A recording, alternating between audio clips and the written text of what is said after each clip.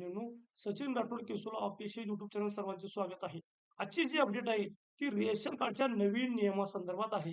ह्या नवीन नियमानुसार 70 लाख लाभार्थी अपात्र होण्याची शक्यता आहे. 1 एप्रिल 2026 पासून रेशन कार्डच्या नियमात मोठे बदल होणार असून अनेक अपात्र लाभार्थीचे नाव रेशन कार्डमधून कट होण्याची शक्यता आहे. आता ह्याच्यामध्ये शासनाने काय अट घातलेली आहे? यामध्ये नवीन निकषानुसार जर तुमच्याकडे आता शहरी भागासाठी 3 लाख रुपयापेक्षा जास्त संपत्ती असेल, तर तुमचे रेशन कार्ड रद्द होऊ शकते आणि ग्रामीण भागामध्ये 2 लाख रुपयापेक्षा जास्त जर तुमच्याकडे हे असेल, तर तुम्हाला रेशनचा लाभ मिळणार नाही.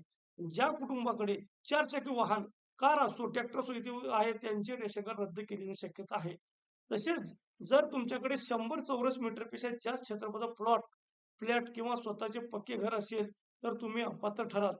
कुटुंबातील कोणताही सदस्य आयकर भरत असेल किंवा शहरात 80 चौरस मीटरपेक्षा जास्त जागेवर व्यावसायिक गाळा असेल, तर तुमचे रेशन कार्ड बंद होण्याची शक्यता आहे.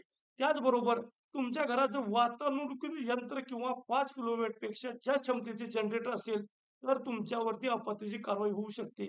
आणि यामध्ये बऱ्याच मोठ्या प्रमाणावरती शासनाला चकवा देऊन, भूल देऊन सदन जे लाभार्थी आहेत, त्या लाभार्थ्यांनी अपात्र असताना सुद्धा रेशनचे धान्य घेतलेले आहेत.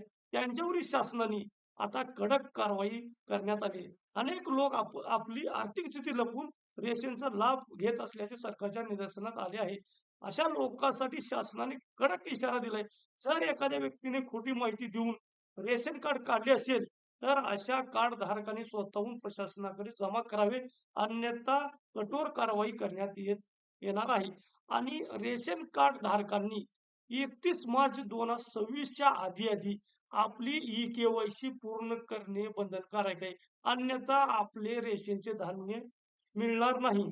तर यामध्ये बऱ्याच मोठ्या प्रमाणावरती रेशन कार्ड धारकांनी ई-के-वाय-सी केलेले नाही.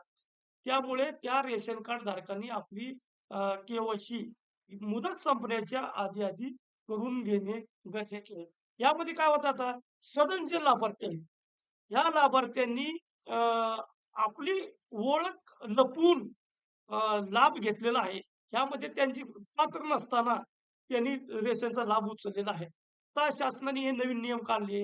यामध्ये बांगलादेशी जे नागरिक आहेत, त्या नागरिकांनी बी घुसखोरी करून इकडचे बोगस डॉक्युमेंट काढून त्यांनी लाभ मिळवत आहे.